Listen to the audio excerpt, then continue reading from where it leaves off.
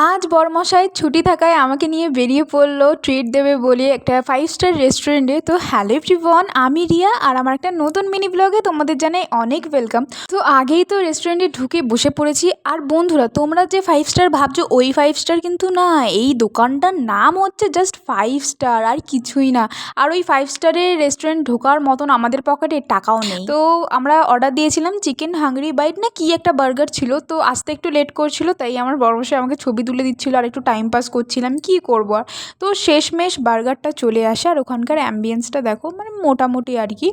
কিন্তু খাবার দাবার যতটা এক্সপেক্ট করেছিলাম সেরকম না। আর ভেবেছিলাম বার্গারটা হয়তো অনেক বড় আসবে, যেরকম দাম নিয়েছিল সেই অনুযায়ী ভেবেছিলাম যে একটু বড় আসবে, কিন্তু একদমই না, একদম পুচকি বার্গার এসেছিল।